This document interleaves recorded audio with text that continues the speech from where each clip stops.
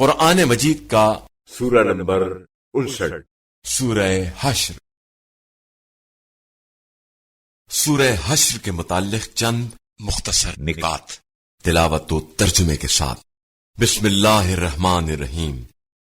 سورہ حشر موجودہ ترتیب کے اعتبار سے قرآن مجید کا سورہ نمبر 59 ہے، جبکہ ترتیب نزول کے لحاظ سے سورہ نمبر 101 ہے۔ یہ سورہ مدینہ منورہ میں نازل ہوا۔ اس کا نام اس کی دوسری آیت سے لیا گیا ہے، جس میں یہودیوں کے قبیلہ بنی نذیر کو مدینے سے جلا وطن کرنے کو بیان کیا گیا ہے۔ عربی میں حشر باہر نکالنے کو کہا جاتا ہے۔ آیت نمبر 6 میں فی کا ذکر ہے۔ فی وہ مال ہے جو جنگ کے بغیر حاصل ہو جائے، جبکہ غنیمت وہ مال ہے جو جنگ کے بعد حاصل ہو۔ مال فی کا مکمل اختیار صرف رسول خدا صلی اللہ علیہ وآلہ وسلم کو ہے، اور اس میں مسلمانوں کا کوئی اختیار نہیں ہے۔ آیت نمبر 7 میں مسلمانوں کو حکم دیا جا رہا ہے کہ جو رسول صلی اللہ علیہ وآلہ وسلم دیں اسے لے لو، اور جس چیز سے رسول صلی اللہ علیہ وآلہ وسلم منع کریں اس سے رک جاؤ۔ اور اگر کوئی شخص رسول صلی اللہ علیہ وآلہ وسلم کے حکم کی مخالفت کرے گا تو اس کے لیے سخت عذاب ہوگا۔ آیت نمبر 20 میں جنت والوں اور جہنم والوں کا برابر نہ ہونا بیان کیا گیا ہے۔ اگرچہ دنیا والے دونوں کو ایک جیسا سمجھتے ہیں، لیکن حقیقت میں کامیاب جنت والے ہی ہیں، اور حدیث رسول صلی اللہ علیہ وآلہ وسلم کے مطابق جنت والوں سے مراد حضرت علی علیہ السلام اور ان کے چاہنے والے ہیں جو قیامت کے دن کامیاب ہوں گے۔ آیت نمبر 21 کے مطابق اگر پہاڑوں کو اس قرآن مجید کے نازل کرنے والی ذات کی عظمت کا ادراک ہوتا تو وہ احکام قرآن کے تحمل سے عاجز آ جاتے اور خوف خدا سے ٹکڑے ٹکڑے ہو جاتے، مگر یہ انسان ہے جو عظمت خالق اور خوف قیامت سے بے خبر ہے۔ جو شخص سورہ حشر کی آخری 3 آیات کی تلاوت کرے گا اس کی حفاظت کے لیے 70,000 فرشتے مقرر ہوں گے۔ بسم اللہ الرحمن الرحیم۔ شروع کرتا ہوں اللہ کے نام سے جو بڑا مہربان نہایت رحم والا ہے۔ سبح للہ ما فی السماوات وما فی الارض وهو العزیز الحکیم۔ اللہ ہی کی تسبیح کرتی ہے ہر وہ چیز جو آسمانوں میں ہے اور جو زمین میں ہے، اور وہ زبردست بڑا حکمت والا ہے۔ هو الذي أخرج الذين كفروا من أهل الكتاب من ديارهم لأول الحشر ما ظننتم أن يخرجوا وظنوا أنهم مانعتهم حصونهم من الله فأتاهم الله من حيث لم يحتسبوا وقذف في قلوبهم الرعب يخربون بيوتهم بأيديهم وأيدي المؤمنين فاعتبروا يا أولي الأبصار۔ وہ وہی ہے جس نے اہل کتاب کے کافروں بنی نذیر کو پہلی بار اکٹھا کر کے ان کے گھروں سے نکال دیا۔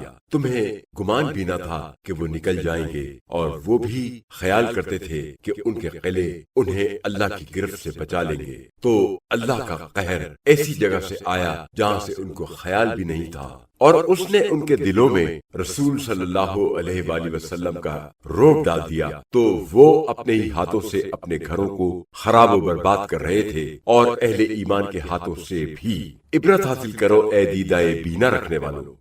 ولولا أن كتب الله عليهم الجلاء لعذبهم في الدنيا وَلَهُمْ فِي الْآخِرَةِ عَذَابُ النَّارِ۔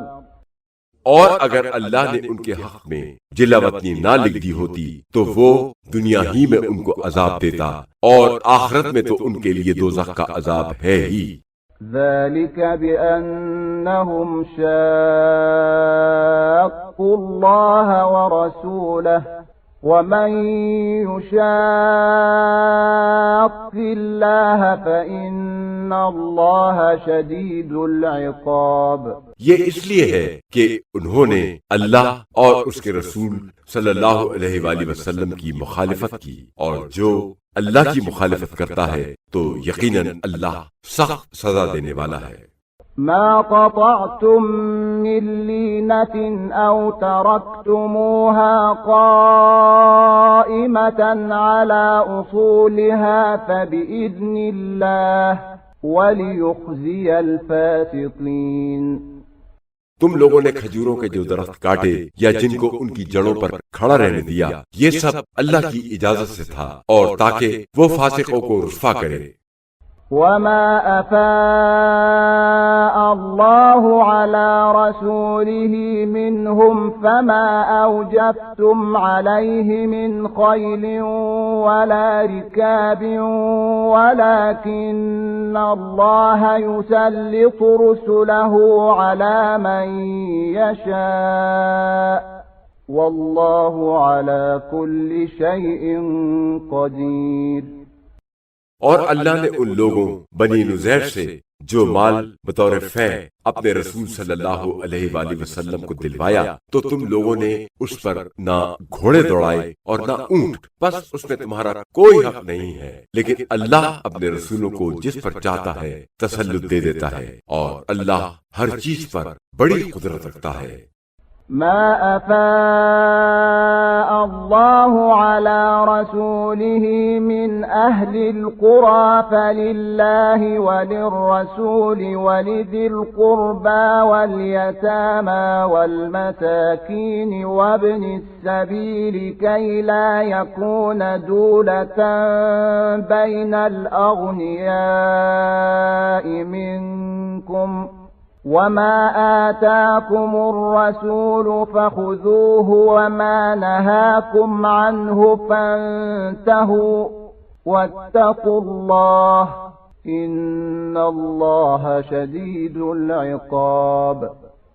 تو اللہ نے ان بستیوں والوں کی طرف سے جو مال بطور فے اپنے رسول کو دلوایا ہے وہ بس اللہ کا ہے، اور پیغمبر صلی اللہ علیہ وآلہ وسلم کا، اور رسول کے قرابت داروں، ان کے یتیموں اور ان کے مسکینوں اور مسافروں کا ہے، تاکہ وہ مال فے تمہارے دولت مندوں کے درمیان ہی گردش نہ کرتا رہے، اور جو کچھ رسول صلی اللہ علیہ وآلہ وسلم تمہیں دیں وہ لے لو، اور جس سے منع کریں اس سے رک جاؤ، اور اللہ کی نافرمانی سے ڈرو، بے شک اللہ سخت سزا دینے والا ہے۔ للفقراء المهاجرين الذين أخرجوا من ديارهم وأموالهم يبتغون فضلا من الله ورضوانا وينصرون الله ورسوله أولئك هم الصادقون۔ نیز وہ مال ان غریب مہاجروں کے لیے ہے جن کو اپنے گھروں اور مالوں سے نکال دیا گیا، یہ اللہ کا فضل اور اس کی خوشنودی چاہتے ہیں، اور اللہ اور اس کے رسول کی مدد کرتے ہیں، اور یہی سچے لوگ ہیں۔ والذين تبوأوا الدار والإيمان من قبلهم يحبون من هاجر إليهم ولا يجدون في صدورهم حاجة مما أوتوا ويؤثرون على أنفسهم ولو كان بهم خصاصة ومن يوق شح نفسه فأولئك هم المفلحون۔ اور یہ مال ان کے لیے بھی ہے جو ان مہاجرین سے پہلے ان دیار دارالہجرت مدینہ میں ٹھکانہ بنائے ہوئے ہیں اور ایمان لائے ہوئے ہیں، اور جو ہجرت کر کے ان کے پاس آتا ہے وہ اس سے محبت کرتے ہیں، اور جو کچھ ان مہاجرین کو دیا جائے وہ اس کی اپنے دلوں میں کوئی ناخوشی محسوس نہیں کرتے، اور وہ اپنے اوپر دوسروں کو ترجیح دیتے ہیں اگرچہ خود ضرورت مند ہو، فاقے میں ہو، اور جسے اپنے نفس کے حرص سے بچا لیا گیا وہی فلاح پانے والے ہیں۔ والذين جاءوا من بعدهم يقولون ربنا اغفر لنا ولإخواننا الذين سبقونا بالإيمان ولا تجعل في قلوبنا غلا للذين آمنوا ربنا إنك رؤوف رحيم۔ اور جو ان کے بعد آئے ان کا بھی اس مال میں حصہ ہے، جو کہتے ہیں اے ہمارے پروردگار ہمیں بخش دے، اور ہمارے ان بھائیوں کو بھی بخش دے جنہوں نے ایمان لانے میں ہم پر شفقت کی، اور ہمارے دلوں میں اہل ایمان کے لیے کینہ پیدا نہ کر، اے ہمارے پروردگار یقیناً تو بڑا شفقت کرنے والا، بڑا رحم کرنے والا ہے۔ أَلَمْ تَرَ إِلَى الَّذِينَ نَافَقُوا يَقُولُونَ لِإِخْوَانِهِمُ الَّذِينَ كَفَرُوا مِنْ أَهْلِ الْكِتَابِ لَئِنْ أُخْرِجْتُمْ لَنَخْرُجَنَّ مَعَكُمْ وَلَا نُطِيعُ فِيكُمْ أَحَدًا أَبَدًا وَإِنْ قُوتِلْتُمْ لَنَنْصُرَنَّكُمْ واللہ یشہد انہم لکاذبون۔ کیا تم نے منافقوں کو نہیں دیکھا جو اپنے کافر اہل کتاب بھائیوں سے کہتے ہیں کہ اگر تم اپنے گھروں سے نکالے گئے تو ہم بھی تمہارے ساتھ شہر سے نکل جائیں گے، اور ہم تمہارے معاملے میں کبھی کسی کی اطاعت نہیں کریں گے، اور اگر تم سے جنگ کی گئی تو ہم ضرور تمہاری مدد کریں گے، اور اللہ گواہی دیتا ہے کہ یہ لوگ بالکل جھوٹے ہیں۔ لئن أخرجوا لا يخرجون معهم ولئن قوتلوا لا ينصرونهم ولئن نصروهم ليولن الأدبار ثم لا ينصرون۔ اگر وہ نکالے گئے تو یہ ان کے ساتھ نہیں نکلیں گے، اور اگر ان سے جنگ کی گئی تو یہ ان کی مدد نہیں کریں گے، اور اگر ان کی مدد کی بھی تو ضرور پیٹ پھیر کر بھاگیں گے، پھر ان کی کوئی مدد نہیں کی جائے گی۔ لأنتم أشد رهبة في صدورهم من الله ذلك بأنهم قوم لا يفقهون۔ یقیناً تم لوگوں کا ڈر ان کے دلوں میں اللہ سے زیادہ ہے، یہ اس لیے کہ یہ ایسے لوگ ہیں جو سمجھ نہیں رکھتے۔ لا يقاتلونكم جميعا إلا في قرى محصنة أو من وراء جدر بأسهم بينهم شديد تحسبهم جميعا وقلوبهم شتى ذلك بأنهم قوم لا يعقلون۔ یہ سب مل کر بھی کبھی تم سے کھلے میدان میں جنگ نہیں کریں گے، مگر قلعہ بند بستیوں میں بیٹھ کر یا دیواروں کے پیچھے سے چھپ کر۔